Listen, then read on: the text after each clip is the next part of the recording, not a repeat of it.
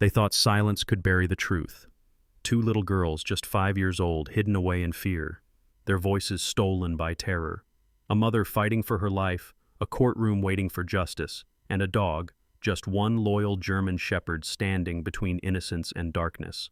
What happened next will break your heart and heal it at the same time. Before we begin, tell me, where are you watching from? Drop your country in the comments. I want to see how far this story travels. And if you believe in second chances, if you believe children deserve safety and love, not fear, hit that subscribe button, because what you're about to hear will stay with you forever. Asheville, North Carolina, lay beneath a gentle morning sun, the Blue Ridge Mountains still veiled in a pale mist. Spring had only just arrived, and the streets smelled faintly of damp earth and budding magnolias. The Johnson home, a modest wooden house at the edge of a quiet neighborhood, was alive with joy. For today was no ordinary day. It was the day the Johnson family brought their newborn daughters home from the hospital. The air carried both exhaustion and delight. Balloons, still half deflated from the hospital stay, swayed in the corners of the living room. Fresh sheets had been spread over the cribs, and a soft mobile spun lazily above them. Outside, a light breeze rustled the trees, as though nature itself was preparing a welcome. Michael Johnson stood by the window, his large carpenter's hands awkwardly adjusting the blinds to let more light in. He was 35 years old, tall, with a strong build earned from years in his workshop. His dark hair was tousled, his jawline roughened by a day's stubble, but his eyes, warm brown, deep and kind-softened whenever they turned to his daughters. Michael had grown up without a father. His own had died when he was just a boy. That absence had left a scar, one that made him determined to be present, steady, and protective for his children. It was why every nail he hammered, every chair he built, carried an extra weight of love. He wanted to leave behind more than wood. He wanted to leave behind memories. His wife, Laura Johnson, moved gracefully around the house, though her steps were slowed by fatigue. 32 years old, she had once been a teacher, the kind whose voice could quiet an entire classroom with its calm warmth. Her auburn hair was tied into a loose bun, strands falling onto her cheeks as she bent over the crib. Her skin was pale, touched with freckles, her figure slender yet sturdy from months of pregnancy. Despite the shadows beneath her eyes, her lips curved with tenderness. Laura's nature was nurturing. She had always placed others before herself, from her students to her neighbors. Now, her world had narrowed joyfully to Emily and Claire. The newborns lay in their cribs, swaddled in pale blankets. Emily, the elder by just a few minutes, stirred restlessly, her fists clenched, her cheeks already tinged with a rosy boldness. Claire, smaller and quieter, breathed in tiny sighs, her eyelids fluttering as if she were dreaming even at rest. Their golden wisps of hair were so fine they glistened in the sunlight. Though their eyes were still adjusting to the world, the nurses had remarked at the hospital how Emily's gaze seemed sharp, curious, while Claire's was softer, searching for reassurance. Laura leaned down, pressing her cheek against Claire's head. Michael hovered over Emily, rocking the crib gently with his hand. Both parents felt as though the world had reset itself. These girls were not just additions to the family, they were its very heartbeat. Michael cleared his throat and pulled something from his pocket. "Laura," he said softly, "I made these while we were at the hospital." In his palm lay two tiny pendants carved from oak, each strung on a leather cord. On one was the letter E, on the other C. The wood gleamed, polished smooth, but its true beauty lay in its simplicity. Laura's eyes filled. "You carved them for their names?" "For their lives," Michael replied. "So they'll always remember they carry a piece of me, even when I'm not here." He slipped the necklaces carefully into a drawer for safekeeping. They would be gifts for later years, but the meaning of them already warmed the room. That afternoon, Michael brought home one more surprise. He had spoken little of it, afraid Laura might disapprove, but he believed it would complete their family. From the back of his old pickup truck, he lifted out a crate. Inside was a German shepherd just a year old, his paws oversized and his ears still half floppy. The pup bounded out clumsily onto the porch, nails clicking on the wood, tail wagging like a whip. His coat was black and tan, gleaming under the sun, and his amber eyes radiated both playfulness and loyalty. He sniffed the air, barked once, then darted in circles before tumbling against Michael's legs. Laura's mouth fell open. Michael, you brought a dog? Michael chuckled. Not just a dog. A friend for the girls. He'll grow with them, protect them. He's still young, but you can already see it in his eyes. He belongs with us. When the puppy was brought inside, his wild energy seemed to soften near the cribs. He padded over slowly, nose twitching, and lowered his head beside Emily. She flailed her tiny fist, brushing against his ear. The pup froze, then licked her knuckles gently. Claire stirred, letting out a sigh, and the pup lay down on the floor between both cribs as if declaring his post. It was Laura who noticed first. Look at him, he won't move away. Michael knelt, stroking the pup's back. He's already decided. He's theirs. Later that evening, as Laura fed Emily and Michael rocked Claire, the pup wagged his tail excitedly at every coo and gurgle. Emily babbled a sound, half-syllable, almost a word. Ma. Claire, echoing her twin, answered, Axe. The parents looked at each other, stunned. Together, the baby voices had formed a single name. Max, Laura whispered, tears welling in her eyes. They just named him. Michael grinned, scratching the pup's head. Then Max it is. Named by the voices he'll protect. The puppy barked once, as if in agreement, tail thumping against the floor. From that moment on, Max was no longer just a dog. He was family, named by innocence, christened by love. As twilight settled over Asheville, the Johnsons gathered in the nursery. Laura sat with Emily in her arms, Michael held Claire, and Max curled up on the rug beneath them. The wind outside carried the smell of spring blossoms, and the mountains faded into deepening blue. The world, for that moment, was whole. A carpenter, a teacher, 2 daughters, and a dog with a brand new name, Max. Life was imperfect, but laughter filled the walls, and love stretched further than the eye could see.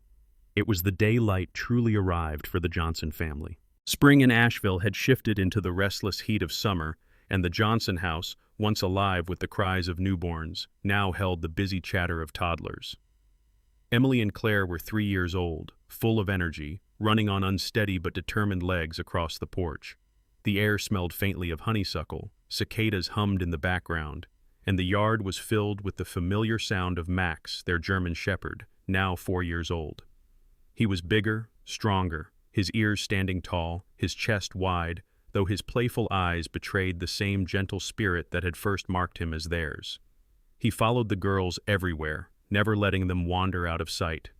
Michael Johnson still worked long hours in his carpentry shop, but he always returned with a smile that softened the weariness etched into his features.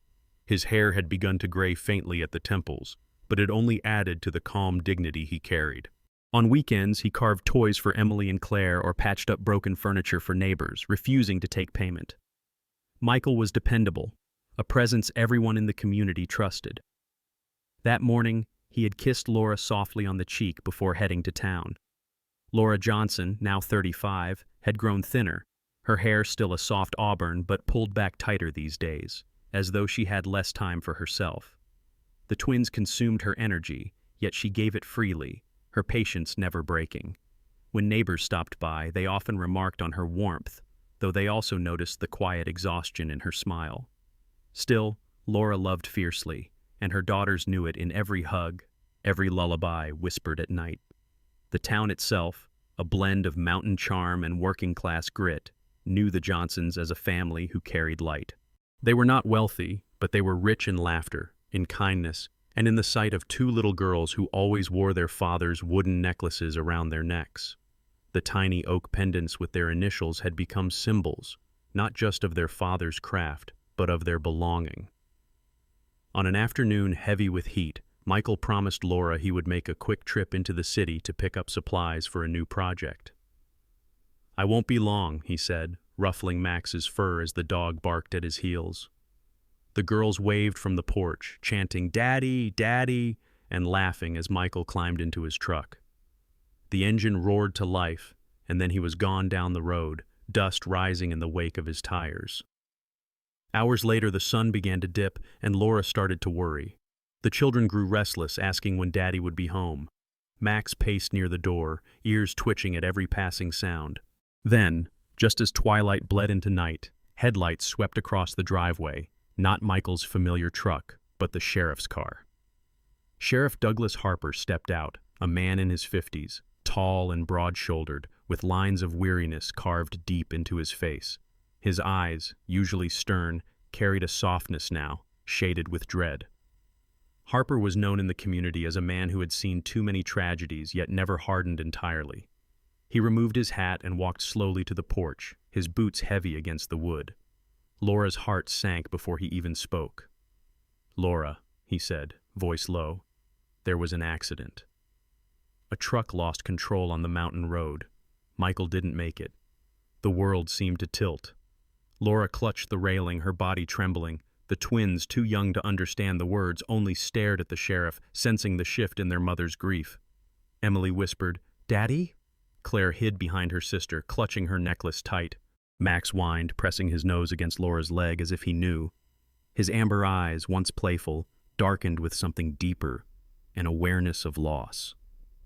The days that followed blurred into one another. The funeral drew neighbors, friends, and relatives, each bringing food, condolences, and silent sorrow. The twins, dressed in small white dresses, clutched their wooden pendants and looked around, confused why everyone was crying. Laura stood by the coffin with hollow eyes, trying to hold herself steady. Sheriff Harper stayed nearby, offering what little comfort he could, though his own face betrayed the weight of delivering yet another blow to a family he admired. Max refused to leave the porch during those days. He would sit, ears pricked, eyes fixed on the road, waiting for Michael to come back. Sometimes he whined softly, sometimes he lay with his head on his paws, eyes glistening. Neighbors noticed. Mrs. Wallace, the elderly woman from across the street, shook her head whenever she saw him. "That dog knows," she murmured to anyone who would listen. "He's grieving too." Laura tried to keep life moving for the girls. She read them bedtime stories, baked bread, and sang lullabies, though her voice often broke in the middle. Emily began to ask where Daddy was, and Laura could only point to the sky, whispering, "He's here, watching you." Claire stayed silent, her small fingers always wrapped around her necklace. In the quiet weeks after, Max's behavior shifted. He no longer bounded with the careless energy of a young dog. Instead, he stayed close to the twins, shadowing them as they played. When Emily wandered toward the yard, Max followed and nudged her gently back. When Claire cried at night, Max pushed open the bedroom door and curled at the foot of the bed, his body a living comfort. Laura noticed it too. "It's as if he understands he has to watch over them now," she whispered to Mrs. Wallace one morning. The neighbor nodded. "He's their guardian." Animals feel more than we think. Max had matured overnight. The sparkle of mischief in his eyes was still there, but layered now with a gravity that belied his age. He wasn't just the children's playmate anymore. He was their protector, a silent sentinel who had taken up the role Michael could no longer fill. On a rainy evening not long after, Laura tucked the twins into bed. She lingered in the doorway, her gaze heavy with sorrow, but also gratitude for the strength she still found within her home. Outside, Max lay by the front door, his body stretched long across the porch. His eyes scanned the darkness, ears alert, yet there was a sadness in the way he held his head. Anyone passing by would have seen it clearly, the look of a dog who understood absence. The Johnson home, once ringing with Michael's laughter, now survived on the small sounds of children and the steadfast presence of a dog who had grown too wise too soon. 2 years passed after Michael's death, and time, though steady, had not fully healed the Johnson family. Asheville continued its quiet rhythm, seasons shifting across the Blue Ridge Mountains. Yet inside Laura's home, the silence often felt heavier than the mountain air. Emily and Claire were now 5 years old, bright-eyed and mischievous, their laughter filling the rooms where their father's voice once lived. They had grown taller, their golden hair longer, but the wooden pendants around their necks remained the same, polished smooth by constant touch. Their bond with Max had deepened. He was no longer just their dog, he was their shadow, their shield. Laura, now 37, carried the weight of widowhood in her posture. Her once supple face had sharpened with lines of worry, though her auburn hair still caught the light. She worked part-time at the local library, her gentle voice guiding children through storybooks, though she often left hurriedly to be with her own. The community admired her perseverance, but loneliness was visible in the way she lingered at church socials or smiled faintly at neighbors walking hand in hand. It was at one of those community gatherings that she first met Martin Brooks. Martin arrived in town as a visiting entrepreneur, dressed impeccably in a navy suit that contrasted sharply with the casual attire of Asheville locals. He was in his early 40s, tall and broad-shouldered, with dark hair neatly combed back and a face that carried both charm and calculation. His smile was smooth, almost too polished, and his eyes, gray, cool, assessing, seemed to weigh every person he spoke to. Martin introduced himself as the owner of a growing real estate company, someone who saw potential in small towns like Asheville. To Laura, at first, he seemed like an anchor, a man who exuded stability, who spoke confidently about plans and futures. He complimented her on her resilience, praised her for raising 2 children alone, and offered small kindnesses, carrying groceries to her car, fixing a leaky faucet when he visited. The neighbors noted how attentive he was. Mrs. Wallace from across the street murmured, "Perhaps it's good for her to have a man's help again." For Emily and Claire, Martin was a stranger but not unfriendly in those early days. He brought them dolls, colorful dresses, and sweets they rarely tasted.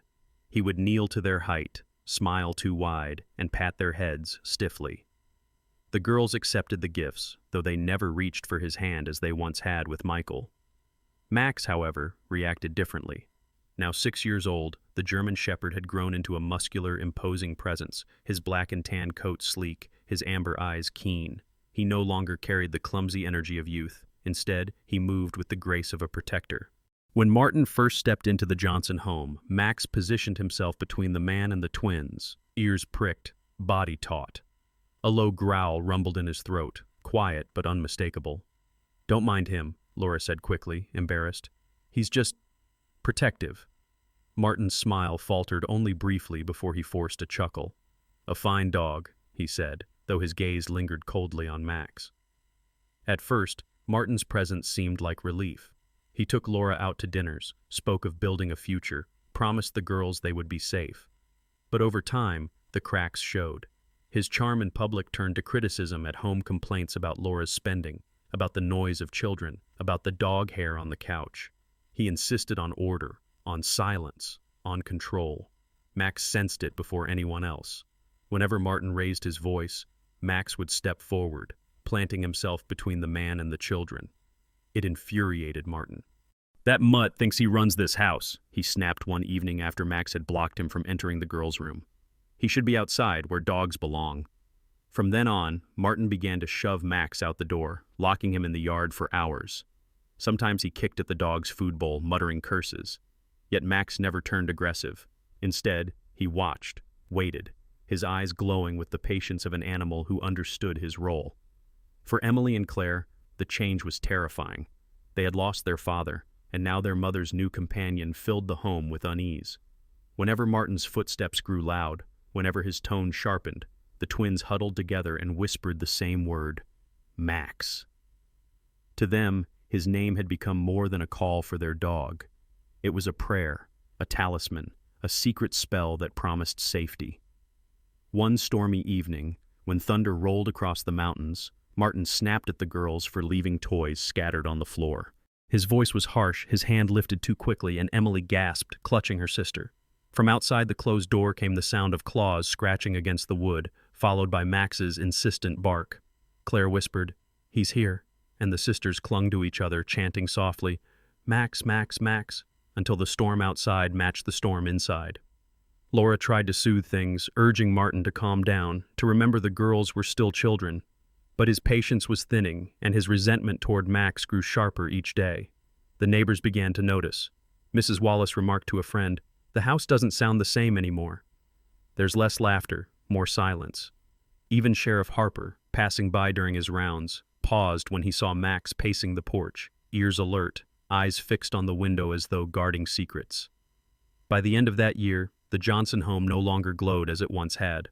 Laura tried desperately to keep the balance, to protect her daughters, to convince herself that Martin was simply stressed, that things would improve. But Emily and Claire knew better. They clutched their pendants, whispered Max's name, and pressed their small faces into his fur whenever fear threatened to overwhelm them.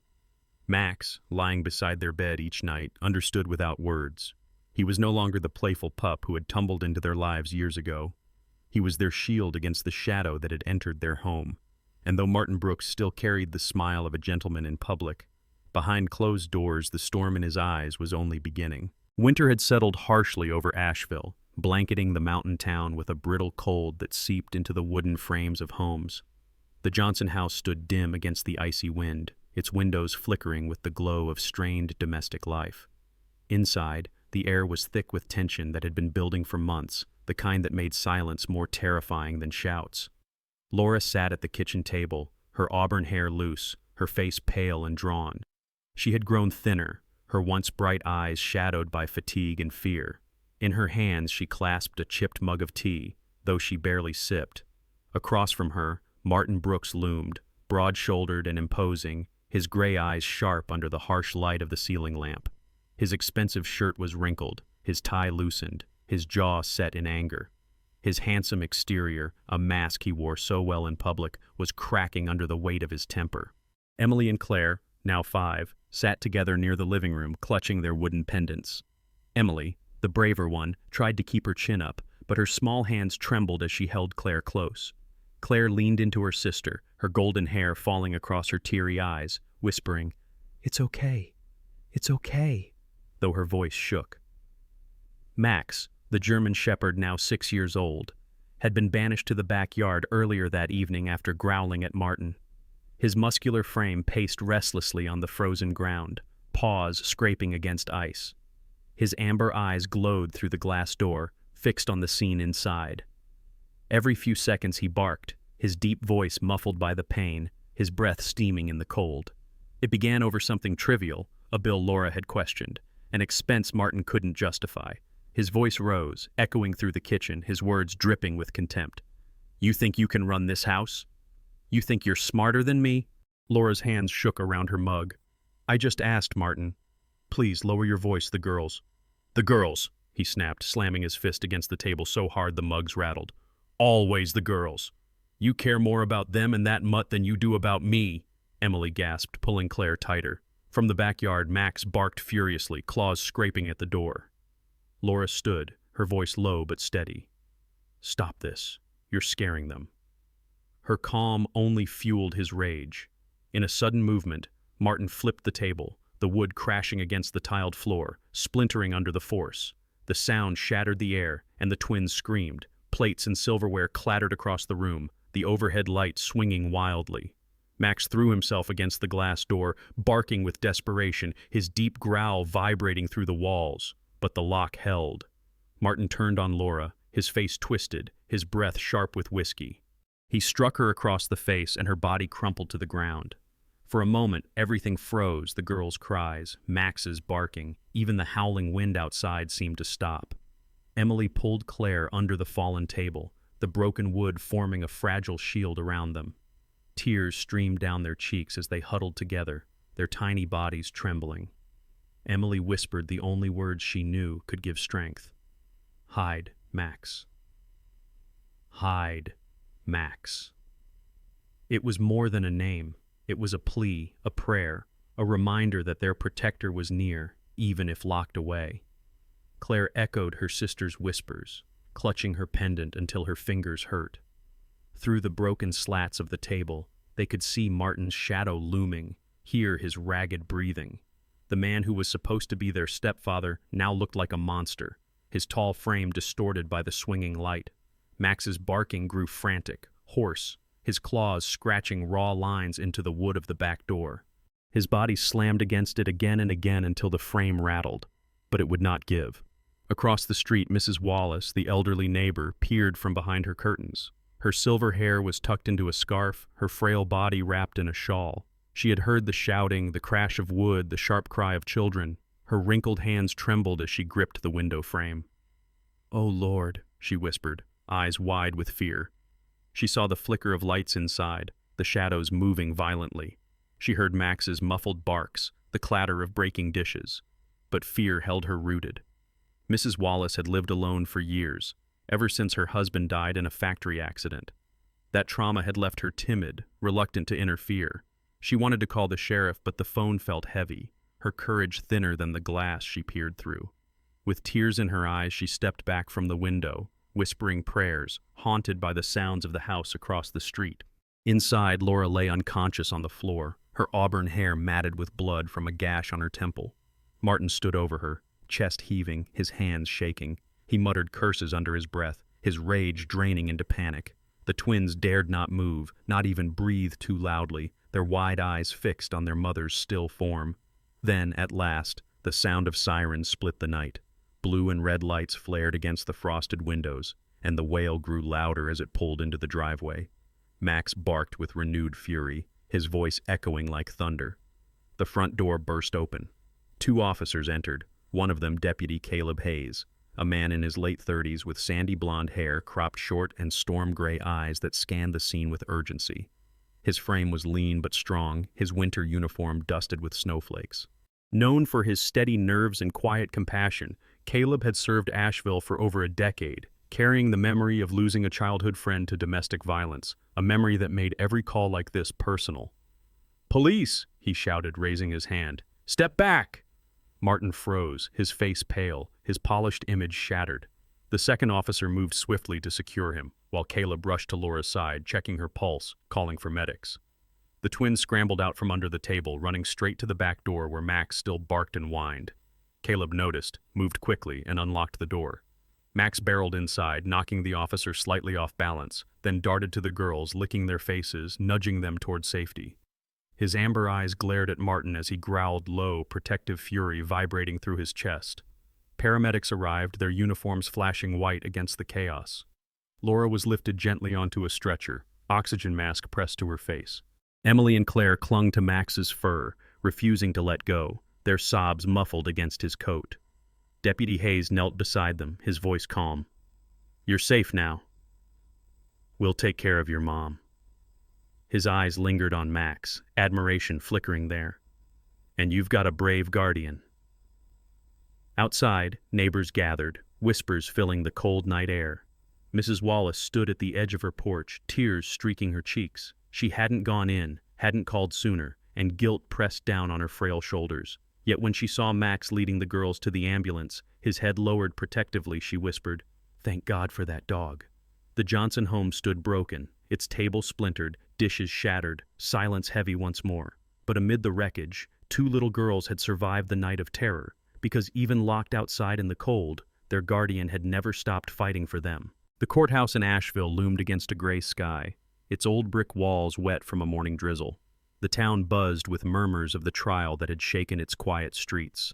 Martin Brooks, a man once admired for his polished charm, now stood accused of assault and domestic violence. But whispers ran through the corridors that he might walk free. His defense team was known for tearing holes in fragile testimony, and the only witnesses who could speak of that night were too young to be understood. Inside, the benches filled quickly. Neighbors who once smiled at Laura in the grocery store now sat shoulder to shoulder with curious strangers, their faces tense with expectation. Reporters scribbled in notepads, cameras clicked softly in the hallway, though none were allowed inside the courtroom itself. The air smelled faintly of old wood, damp coats, and nerves. Laura, her auburn hair neatly brushed though her temple still carried the faint scar of the blow, sat with folded hands near the front. Her body was thin, wrapped in a navy coat, her fingers trembling slightly as she tried to steady her daughters. Emily and Claire sat beside her, their matching wooden pendants resting against their dresses, their small hands clutched tightly together. They stared at the floor, eyes wide, unwilling to speak above a whisper. Max sat just behind them, allowed into the building by special order. Now 6 years old, his muscular frame was steady, his coat glossy under the courtroom lights. He wore a simple vest marked with the emblem of a therapy K9. His amber eyes scanned the room, alert, yet calm. For Emily and Claire, his presence was the only anchor in the storm. Whenever they shifted nervously, their small hands reached for his fur, their breathing easing only when they felt him beside them. Martin entered, flanked by his attorneys. He still wore his suit sharply, his hair slicked back, his smile practiced. He looked more like a businessman than a man accused of violence, and some in the gallery whispered about how convincing he seemed. At his side was James Elmore, his lead attorney. Elmore was in his 60s, with a mane of silver hair, sharp blue eyes, and a reputation for ruthless efficiency. His tailored suit fit him like armor, and his voice, when he addressed the court, was smooth but edged like a blade. Elmore was known for breaking down witnesses, for planting doubt with surgical precision, and he had already filed multiple motions to discredit Laura's testimony. Across the aisle sat Sarah Mitchell, the prosecutor. Sarah was in her late 30s, tall and lean with dark curly hair pulled into a bun. Her sharp cheekbones gave her a striking look, but it was her eyes, brown and unyielding, that carried the weight of determination. Sarah had grown up the daughter of a police officer, and when her mother was killed in a domestic violence incident during Sarah's teens, she had vowed to fight for victims in court. That past burned in her every word. Judge Margaret Holloway, a woman in her late 50s with silver-streaked hair tied back in a bun and glasses perched low on her nose, presided from the bench. Known for her fairness but also her compassion, she had handled dozens of domestic cases, yet the sight of two small children huddled beside a dog in her courtroom weighed heavily on her heart. When called to the stand, Laura spoke quietly, recounting the night of violence, her words trembling. Elmore pounced quickly, questioning her memory, pointing out inconsistencies caused by trauma. He leaned on his reputation, suggesting she was exaggerating or unstable. Laura's voice cracked, but Sarah stood by her, redirecting questions, giving her strength. Then came the moment everyone dreaded, Emily and Claire. The bailiff helped them into the witness chairs, their small legs dangling, their hands still clutching their necklaces. They glanced once at Martin, their faces pale, then quickly turned to Max, who sat on the rug near the witness stand. His head tilted slightly, his ears pricked, his eyes calm and steady. "Do you remember what happened that night?" Sarah asked gently, crouching down to meet their eyes. Emily buried her face in Max's fur, whispering so quietly that only he could hear. Claire followed, her lips brushing the dog's ear. The courtroom strained in silence, waiting for words that would not come. Judge Holloway's brow furrowed. Sarah tried again, softer. "Can you tell me what Max knows?" Claire looked up briefly, her lips trembling. "He knows," she said, before hiding her face again. The gallery gasped softly. It wasn't testimony in the legal sense, but it was raw truth. Elmore rose immediately. "Objection, Your Honor. This is not evidence. This is fantasy. Children whispering to a dog cannot be the basis of conviction." The judge silenced him with a raised hand. "The court will allow the record to note the statement, though its weight will be left to the jury." Among those watching closely was Megan Cole, a young journalist barely 24, with short chestnut hair tucked behind her ears and a leather notebook clutched in her lap. Megan had grown up in Asheville, studying journalism in Raleigh before returning to cover local news. She was known for her curiosity, her sharp questions, and her empathy traits that often led her to stories others overlooked. From her seat in the press section, Megan scribbled furiously, her eyes darting between the twins, Max and Martin. She felt the pulse of something larger than a trial. It was the story of innocence, of fear, and of a bond that words could not capture. Later that night, her headline would read, "Two Silent Children and the Dog Who Speaks for Them." When the defense mocked the girl's silence, Sarah requested permission to bring in Officer Daniel Hayes, the one who had been there the night of the arrest. Hayes, now 38, stood tall in his Navy uniform, his square jaw set with quiet strength. His sandy blonde hair was cropped short, his gray eyes steady as he took the stand. He spoke not only of the scene that night, but of the way Max had pressed against the twins, shielding them even as paramedics carried Laura out. "Those girls might not use words in court," Hayes said, his voice calm, "but anyone who saw them knows they've already spoken through their fear. And Max, he's the reason they survived that night at all." By the end of the day, the jury sat restless, the air thick with doubt and hope intertwined. Martin smirked at his lawyer, convinced of his advantage. Laura held her daughters close, Max lying across their feet like a silent shield. Sarah gathered her files, her eyes fierce, while Megan scribbled her last notes, sensing the story was only beginning. The trial was far from over, but one thing was clear to everyone present. The bond between two little girls and their dog had already cracked open the courtroom in a way no cross-examination could undo. The Asheville courthouse was overflowing that morning, every bench filled and the standing space along the back wall crammed with townspeople who had followed the trial since its opening. A restless hum drifted through the gallery until the bailiff called the room to order. Wooden floors creaked as people shifted in their seats, leaning forward, unwilling to miss a word. Outside, the winter wind rattled the windows, a reminder that the cold season still gripped the mountains. Inside, however, the air burned with tension. At the front, Judge Margaret Holloway adjusted her glasses, her eyes steady, but her expression betraying the weight of what was about to happen. Prosecutor Sarah Mitchell gathered her files, her tall, lean frame poised, the determination on her face clear. Across the aisle, Martin Brooks sat beside his attorney James Elmore, his expensive suit immaculate, his jaw clenched. He wore his arrogance like armor, but the tightness around his eyes revealed the cracks in his confidence. The defense attorney leaned toward him, whispering strategies in his calm, cutting voice.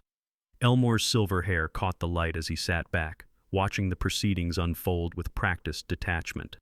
On the front bench, Laura held her daughters close. Emily and Claire wore matching navy dresses, their golden hair brushed neatly, but their eyes told the story of sleepless nights and hidden fears. Their small wooden pendants rested against their chests. Beside them sat Max, the German shepherd, steady and watchful, his black and tan coat gleaming under the fluorescent lights. His amber eyes darted across the room, always returning to the twins, reading their nervous movements. Even here, in a room of strangers, he was their shield. When the twins were guided toward the witness area again, the crowd hushed. Sarah crouched down, her voice soft. "Emily, Claire, can you tell us what happened that night?" Emily's lips trembled. She leaned close to Max, burying her face in his fur. The dog remained perfectly still, ears flicking slightly as she whispered. No one else could hear, but the courtroom watched in breathless silence. Emily's words were faint, but her voice finally carried across the room. It was him. Gasps rippled through the gallery. All eyes shifted to Martin. For the first time, his polished mask faltered. He shifted in his seat, jaw tightening, his gray eyes narrowing. Elmore shot up immediately. "Objection, Your Honor! This is hearsay. This is manipulation." Judge Holloway raised her hand firmly. "The objection is noted. The jury will weigh the testimony for themselves." Claire, clutching her pendant, reached into the folder she carried. She pulled out a drawing on crumpled paper. Her small hand shook as she passed it to Sarah. The prosecutor unfolded it carefully, revealing childlike sketches. A broken table with jagged lines, a shattered window, and a tall figure with an angry scowl and a scar carved across his chin. Sarah turned it toward the jury. The resemblance was unmistakable. Max wagged his tail once, a small gesture that seemed almost deliberate. The girls pressed against him, comforted by his calm presence. Sarah turned to the bench. "Your Honor, permission to introduce corroborating evidence." She motioned to the screen at the front of the courtroom. A technician rolled in a cart with a monitor, the grainy footage cued. "This is video from a neighbor's security camera. Though the angle does not show inside the house clearly, the audio captured is of particular importance." The screen flickered to life. Static buzzed, then a faint image of the Johnson home's lit windows appeared.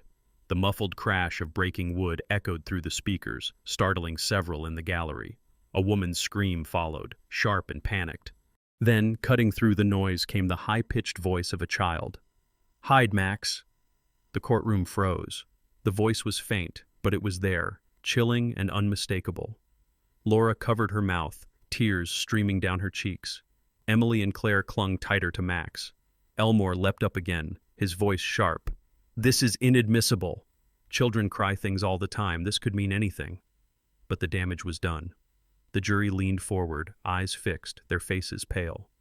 The memory of that whisper echoed across the room. From the gallery, an unexpected voice spoke. "I heard it too." All heads turned. Mrs. Wallace, frail but determined, stood with the help of her cane. Her silver hair was neatly tied in a bun, her shawl draped over her small frame. Her hands trembled, but her voice carried.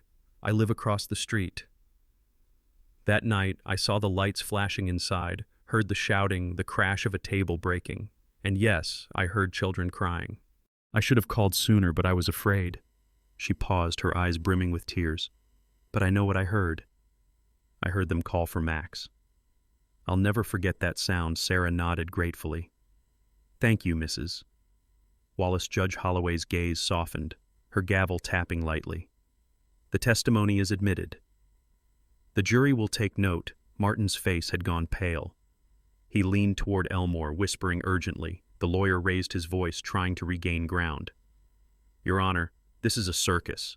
We cannot allow children's drawings, neighbors' fears, and a barking dog to define justice." Sarah rose, her posture tall, her eyes unflinching. "With respect, the truth has a way of speaking, even through the smallest voices." These children may not speak like adults, but their words, their drawings, and their fears are consistent. And tonight, this courtroom heard their truth on video. The jury remained riveted, their eyes moving between the girls, the dog, and Martin. The polished veneer of his reputation was crumbling. As the judge called for a recess, Emily and Claire returned to their seats beside their mother. They nestled against Max, who lowered himself onto the floor, curling around them protectively. His tail brushed softly, his presence steady as stone. In the gallery, Megan Cole scribbled in her notebook, her chest tight with emotion. She had seen many trials in her young career, but none like this, where the courage of two small children and the loyalty of a dog could silence an entire room. The courthouse was at full capacity again, the gallery humming with tension as the trial entered its most crucial day. The air was cold from the draft slipping through the old wooden windows, but no one seemed to notice. All eyes were locked on the front of the room, where two small girls sat with their dog, their fragile bodies weighed down by the gravity of the moment. Emily clutched Max's fur so tightly her knuckles turned white, while Claire held a folder of papers against her chest as if it were armor. James Elmore, the defense attorney, stood tall and imposing, his silver hair gleaming under the overhead lights, his suit sharp as ever. His blue eyes were narrowed, calculating, his voice smooth yet edged like a blade. He circled slowly as if stalking prey, turning his attention toward the twins with the air of a predator disguised as a gentleman. "Ladies and gentlemen of the jury," he began, "we are relying on the words of two children barely old enough to spell their names. Children whose imagination runs wild, who draw monsters with crayons and whisper to dogs. Are we to believe this is justice?" His words were rehearsed, confident, and cutting. The jury shifted uncomfortably. Some glanced at the girls, others avoided their gaze, troubled by Elmore's logic. Then he turned sharply to the witness stand. "Emily Johnson," he said, his voice suddenly loud, "did anyone tell you what to say?" Emily froze, her small lips pressed tightly together. "You've been whispering into the ear of a dog, not this court. Isn't it true that you only imagine what you think happened?" Still, she said nothing. Her eyes darted only to Max, who sat tall beside her, ears pricked, tail still. She wrapped her arms around his neck, burying her face into his fur. Elmore pressed harder. "Silence, you see? Because even she knows it's not real. Stories, drawings, whispers, childhood fantasy, nothing more." His voice carried triumph, but before he could continue, Claire rose slightly in her seat, her hands trembling as she opened the folder. She pulled out another drawing, this one darker, the lines harsher. It showed a tall man gripping a woman's hair, her face twisted in pain. The stick-figure children cowered in the corner, small and shaking. Claire handed it to Sarah Mitchell, the prosecutor, who held it up for the courtroom to see. A gasp ran through the gallery. Laura closed her eyes, her body stiff with the memory of that night. Sarah's voice was steady but sharp. This was drawn without coaching. This came from memory, not imagination. Children don't invent details like this.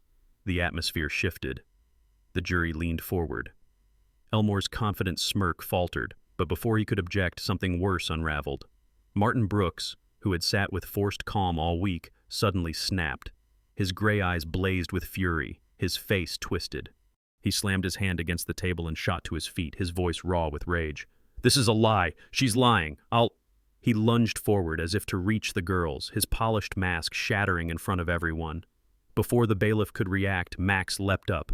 The German shepherd's body coiled and sprang, his bark erupting like thunder. He landed between Martin and the twins, his teeth bared, his chest rumbling with a deep, terrifying growl. His amber eyes locked onto Martin, unyielding, feral in their protection.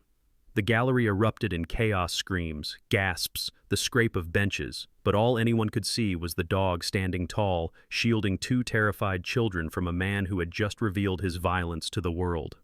Deputy Daniel Hayes rushed forward, his lean frame moving swiftly, pinning Martin back with the help of two officers. Martin thrashed, his face red, his expensive suit wrinkled in the scuffle, but his outburst had already destroyed any pretense of innocence. Cameras in the gallery clicked furiously, capturing the exact moment Max lunged to defend the twins, his body forming a wall of fur and muscle before the girls. As Martin was restrained, Sarah lifted her voice above the din. "Your Honor, this display speaks louder than any testimony." This man's mask has fallen. Judge Holloway's gavel struck sharply. "Order! Order in the court." Her face was stern. but her eyes betrayed the shock of what she had just witnessed. Then came the final blow. A financial investigator, summoned as a late witness, stepped forward. Anthony Rivera, a middle-aged man with thinning hair and glasses perched on the end of his nose, carried a stack of documents. His voice was calm, deliberate. Our investigation revealed that Mr. Brooks received several large transfers from a shell company traced back to Gates Development. These payments coincide with the months leading up to the assault. This company is known for concealing illicit funds. We believe Mr. Brooks was financially motivated, with ties to fraudulent activity, the jury murmured loudly. Elmore tried to object, but his voice was drowned by the uproar. Judge Holloway reviewed the papers quickly, her jaw tightening. Mr. Brooks will be remanded into custody, bail denied. Officers, take him away.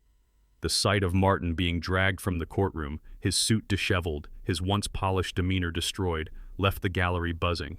The jury looked shaken but resolute. Sarah sat back, relief flickering across her stern face. Laura pulled her daughters close, tears streaming down her cheeks. Emily and Claire clung to Max, burying their faces in his fur, whispering his name over and over. Meanwhile, Megan Cole, the young journalist, was already on her feet, camera phone raised.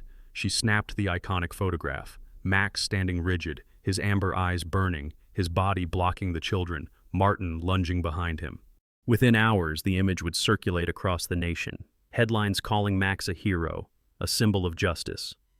For now, the courtroom exhaled as if it had been holding its breath for weeks. The tension broke not with words, but with the primal truth of protection and loyalty. Max lay back down, his growl fading, his tail sweeping once across the floor. The twins curled against him, their small shoulders shaking, but safe. For the first time since the trial began, the jury seemed certain of where the truth lay. The Asheville courthouse was brighter that morning than it had ever been during the long weeks of trial. The marble steps glistened with dew, and the winter air carried a sharpness that seemed to cleanse the heaviness of what had come before. Inside, the gallery filled once more, but this time the air was not thick with dread. It was taut with anticipation of closure. The jury filed in, their faces solemn, the weight of their decision evident. Martin Brooks sat at the defense table, his suit immaculate, his dark hair slicked back, though his gray eyes betrayed a hollow defiance. James Elmore, the seasoned attorney who had once carried an aura of untouchable authority, now looked weary, his silver hair disheveled, his sharp gaze dimmed by the inevitability of loss.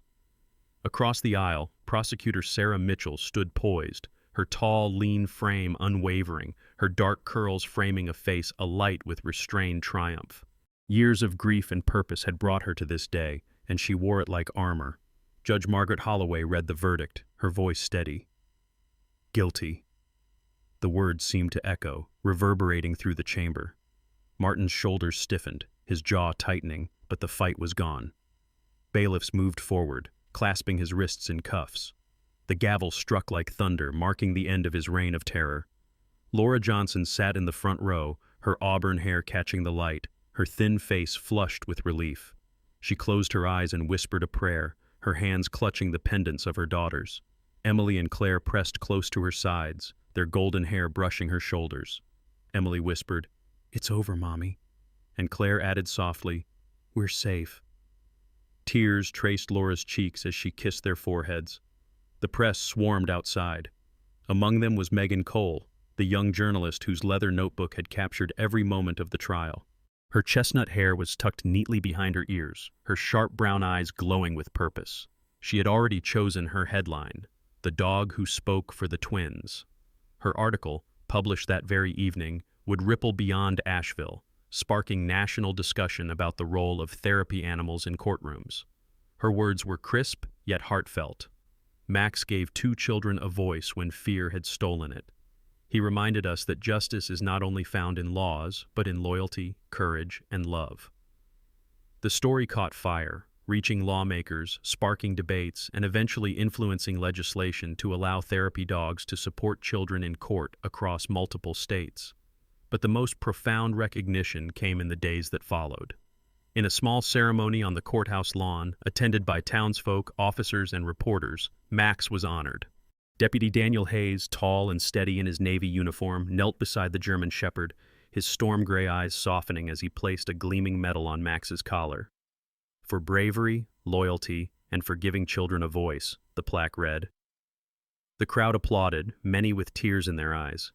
Emily and Claire hugged Max tightly, their small arms wrapped around his neck. Emily whispered into his ear, "You're our guardian angel." Claire repeated it louder, her sweet voice carrying through the crowd. "Our guardian angel." The words stuck, echoed by the townspeople who clapped even harder. Max stood calmly, tail wagging, amber eyes bright, as though he understood the honor. The image of the moment, the twins embracing Max beneath the courthouse steps, the metal gleaming against his black and tan coat spread across newspapers and television screens nationwide. To many, Max was no longer just a dog. He was a symbol, a reminder that courage could come on four legs, that protection could be wordless, yet unshakable. Months later, spring returned to Asheville. The Johnson family had been given a new start through a community fund established quietly by neighbors, friends, and anonymous donors moved by the trial. Laura, still slender but stronger, her auburn hair flowing loose once more, guided her daughters up the steps of a modest new home nestled on a quiet street. The house smelled faintly of fresh paint, the wooden floors polished, the windows wide to let in light. Emily and Claire ran from room to room, their giggles bouncing against the bare walls, their wooden pendants jingling softly against their dresses. Max padded behind them, his paws clicking gently on the floorboards. He was older now, calmer, his broad frame steady, his scarred muzzle softened by the glow of the sun. Yet his energy returned when the girls called his name. He barked once, joyfully, as if to say, "This is ours. We're home." Laura stood in the doorway, watching her daughters race through the hallways, Max close on their heels. She breathed in the smell of hope, the scent of a new beginning. When the girls came running back, Emily tugging at her hand, Claire pulling at Max's collar, Laura knelt down and embraced them both. Her voice was soft, trembling with emotion. "This is our dawn. We are together, and we are free." Sunlight streamed through the windows, casting the room in gold. Max lay at the threshold, his amber eyes half closed in the warmth, his body stretched protectively across the doorway as though he would guard it forever. The Johnsons, fractured once by tragedy, had found wholeness again. And as the laughter of children filled the rooms, it was clear that this house, bathed in light, would hold no shadows. In the end, this story is not only about a trial or a verdict. It is about the miracle of protection that sometimes comes from the most unexpected places. When two little girls could not find their voices, God sent them a guardian in the form of a loyal German shepherd. Max became more than a dog. He was a vessel of courage, a reminder that the Lord works in mysterious ways, using his creation to shield the innocent and bring truth into the light. In our daily lives, we may not all face courtrooms or moments of such fear, but each of us knows what it is to feel voiceless, to feel small. And just as Emily and Claire found their angel in Max, we too can trust that God places protectors, miracles, and second chances in our path. All we must do is open our eyes and hearts to see them. If this story touched you, I invite you to share it with someone who needs hope today. Leave a comment and tell us where you are watching from, because stories of faith travel farther when we carry them together. And if you believe that children deserve safety, love, and the hand of God guiding them through the darkness, hit that subscribe button so you never miss another story of miracles. May the Lord bless you and your family with peace, courage, and protection. And if you believe that God still works through miracles, type Amen in the comments.